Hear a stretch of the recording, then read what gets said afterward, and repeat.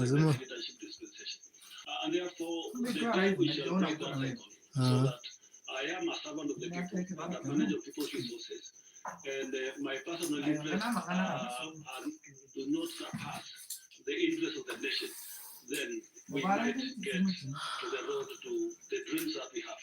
But the moment that political interest, even if, when you look at actually the arrangements of the political parties and the coalitions that are being formed, a lot is to do with the interest of the persons who are leading those institutions, not the interest of the common good and citizens.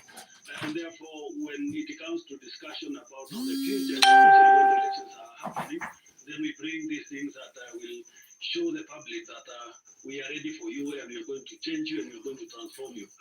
Remember the slogans of the past, elections. Every election has a slogan on how Kenya is going to look like. But we are not yet there. But Archbishop, isn't it interesting, still on you, that politicians always defy you, the man of God, while appropriating God himself in their political affairs. For example, in the build-up to last year's elections in 2019, you said that let us not allow Harambe money to become a subtle way to sanitize corrupt leaders in the country. And at the time, in response to what you said, because of the concern that you expressed, the political, at the time, affiliated political members to the then deputy president said, we will continue to worship God with our hearts and substance. We are unashamed of God and unapologetic about our faith. And this is the same problem that we also have within the Muslim sphere of politics, although it doesn't happen as much in the context of the mosque. But given that you have access to the people, and these leaders are cut from us, the society, how do we provide the moral compass going forward? I think the best way to provide the moral compass is for us to keep the tempo and the voices and the oracles that we read and get from God himself without, fear or favor, irrespective of every, leadership dispensation, because all what we do is to point out what should be the right thing. Why I said that statement then was, Harambe organized in the churches, and when the politicians come and they give and donate, then they take the space of the pulpit. And what the media will report that day is what the politicians said, not the sermon, not the singing, not the prayers. Even one single prayer is not there. So I was feeling if the money that is being brought is the one that we prefer now, people from worshiping God, but only see what the politicians said, and what the nation now will follow, the whole country will follow is when the politicians were in my church, everything that was said was revolving about all their utterances, not what was preached, not what was prayed, not what was sung. So that was the background, and I was not saying giving is bad, because that's why they were coming attacking that we are called to give. I did not say giving is bad, but the Bible defined. Even when you give, don't publicize, don't even mention the amounts. And up to date, if you come to All Saints Cathedral, when we are giving our thanksgiving, nobody will ever raise and say this amount I've given. We all give quietly, and that's what I was advising, and and that's what we need to continue doing going forward. So what I think we need to do as leaders of the church is, all the faith leaders in all communities, let us keep preaching what the Word of God says. All right, Pastor K. What I would say is that the church is a big asset in this nation. Out of research, they've discovered that the church influences a lot in terms of policy and in terms of the people. When I look at the previous election, the strategy was we are going for the ordinary Kenya. And for a long time, the Pentecostal churches felt a little bit left out. We have the Anglican, the Catholic, the Presbyterian. These are mega, what I might call denominations. And for the first time, the Pentecostal churches felt 100% involved. And I guess out of that excitement, we forgot our role, that presidencies come and go, but churches remain even after a presidential term. And we were careless as they had. We took sides, we stood on our altars, and we gave direction, and we looked like we endorsed certain people. And that kind of, now when the government came into function, And when I mirror theology versus what I call operations of governments, most of the times they don't match, even in biblical context. People like Esther, the way they got into the republic, it was a little bit controversial. People like Joseph were to marry an Egyptian. So when it comes to how republics operated and the standards of our theology, sometimes it doesn't marry. So when now politics got out and governments were being run, people came and blamed the church. But now, I can assure you, I think lessons have been learned, and we appreciate God for such institutions that came out boldly and said, going forward, this is how we ought to operate, and this is how we ought to engage. And I think this season, you realize that the church has been a little bit quiet, observing and all that, because the Kenyans also came and said, you guys did 1, 2, 3, and now the success of the government and the failure, you carry it responsibly. I believe where I sit, I have a moral obligation to raise members who will vote from their heart, but I don't have a political obligation to coerce them on which party to vote. My moral obligation ends by telling them these are the biblical values, Christian values, these are our believers, and if they match your convictions, then you can vote, but we can't dictate where they ought to vote. Okay, so Sheikh, ideally, the step distance, the steering wheel distance should be maintained between the state and religion, isn't it? Yeah, I think what we need to do Hano is ho this. kumahirika mbarenga bakuwaki The Archbishop should know his role. Pastor should know his role atumira umuntu vis-a-vis the political leadership. And the question that we should ask ourselves is this: who should guide the other one? Who should lead the other? And if you ask me from where I sit, because we are the interpreters and the custodians of the Creator's manual. I call that, for the Christians, the Bible is the Creator's manual, which the clergy would use to guide the people. I use the Quran as the Creator's manual to guide them. So we should remain above political interest so that we are able to guide them. But when now we mamba allow abantu bawusa people mamba with political interest to take the leadership, we get it kona wrong. watano Let me talk now from the Islamic point of yani view. When things go mkoge wrong, mahabari what is my obligation? My obligation ametoka as a ovyo religious leader is to make sure I correct alikotarinje what gutifi is nko wrong. mahabari hata What means should I use? ngo jona If I'm unapanda tena able, I amosi should take action. If I'm not able, because it's not akitoki everything that you kinanionyesha can take action ukiongeza to change, kinaonyesha then by word of mouth. And that's why my brother ushobora here, gukora amagana Bishop, cyane he used the wenge pulpit wagentu to correct gukwimuke that utagutura wrong. umucyasi Many coming to kamana that hata space umuzungu uyo ngo and gutake corrupting that bari space, bo and he stood up. He could agambe not gano ni stop ibiti them, but he spoke by word of mouth. The least expected from any one of us here, or anybody who calls themselves a religious leader, it's not to celebrate evil, meaning don't take sides. So when something is wrong, we have a moral obligation from our calling to correct that which is wrong. And if we keep quiet just because this person is from my tribe, this person is from my political party, this person is from the region I come from, then we get it wrong.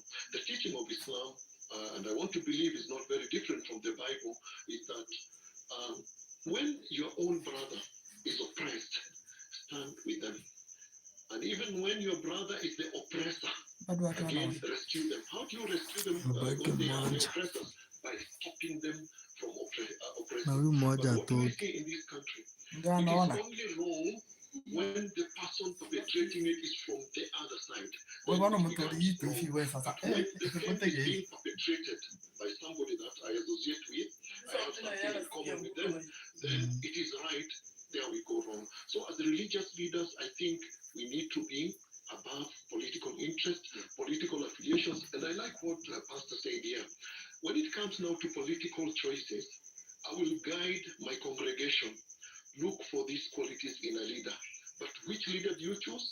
I'll not tell you, I'll not dictate to you. Choose whoever you want. And that's why for us, the policy in Jamia Mosque, you don't go there and preach, talk about any political formation, but you guide the people and tell them these are the qualities of a good leader. And especially now, I would really want to urge Kenyans. We can sit here, blame the leadership and the rest, but Give me one leader who put themselves in position. We are the people who put them there. Because we are also a democracy and a secular state at that, and but we are talking religion and politics. So, gentlemen, we'll come back and continue with the conversation here on the bench. The Inspector General of Police, Douglas Kanja, has directed the interdiction of police officials on duty when a suspect dies in police custody.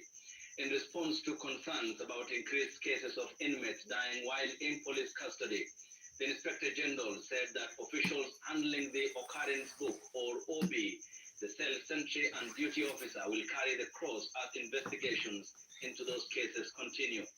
The police boss, who also expressed his frustrations with the failure by police command to curb cases of police misconduct, says in future, commanders will face the wrath of failing to take action. Gatete Njoroge has that report. A day after the family of Gideon Macau complained about his mysterious death, hours after his arrest and booking at Kilungu Police Station, Inspector General of Police Douglas Kanja has moved to curb what he says are regrettable occurrences, tarnishing the image of the National Police Service. Kanja, who met with regional police commanders, directed the interdiction of the officers who were on duty during the said period, an order he says should be applied in all similar cases. The OB recorder, the cell sentry, and the duty officer. Those officers must be interdicted immediately, pending investigation of whatever happened.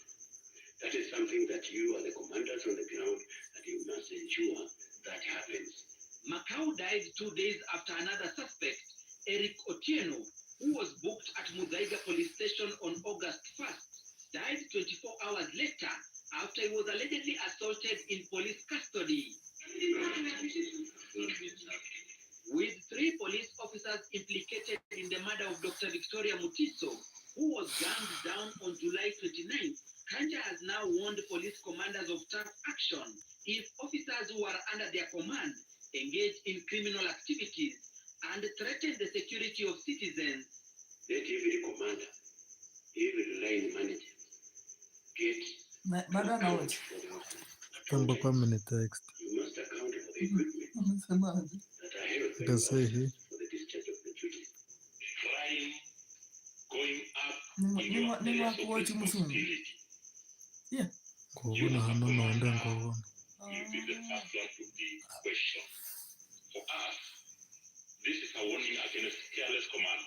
With Goon's crisis raising concerns over security ahead of the 2027 general election, the police IG says commanders who fail to tame criminal gangs in their areas will be demoted. I need to be getting a return Wanaona. of all the goons who have been actually arrested in your respective areas. This is something that we must stop. It is the responsibility of the National Police Service. Kanja was speaking when he met with police regional commanders at National Police Leadership Academy to sensitize them on the newly formed Nairobi Metropolitan Police Unit.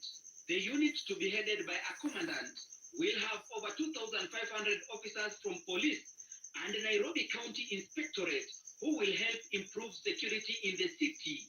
Speaking at a time when police have come under sharp criticism over cases of death in police custody and cases of police being involved in criminal activities, Kenyans wait to see if the directive by Inspector General of Police Douglas Kanja will yield positive results. Gatete Njoroge, Citizen TV, Ngong. Political tension is building up in Homa Bay County ahead of Linda Mwananchi rally scheduled for this Sunday. The movement claims there are plans to use armed goons to disrupt their rally and cause chaos. The leaders also say they have already alerted the Inspector General of Police, Douglas Kanja, and are demanding security for the rally, even as they insist that the rally will go on as planned. Willie Lusige has that report. The Linda Mwananchi movement has raised the alarm over what it claims is a plan to disrupt its Homa Bay rally this Sunday. The movement accuses some Nyanza leaders of allegedly holding secret meetings to mobilize goods and arms them ahead of the rally. They are planning Mbafurahia to hide under the charade of voter registration on Sunday near Kabunde airstrip so that they can block us from getting into town from the airstrip. They are planning to block the bridges that lead into Homa Bay town. They are planning to send goons around the hotels they suspect we will spend the night before the rally. The leader said they have shared audio recordings of their alleged plans with security agencies. They're now calling on Inspector General of Police Douglas Kanja to act. So we are calling upon the IG to come out and protect the innocent lives of Homa Bay people and our democratic right to hold peaceful assembly and to do our politics in peace. The movement also questioned what it described as a growing political intolerance in Nyanza. In Nyanza region, we are being hunted like wild animals, like dogs. What is happening with our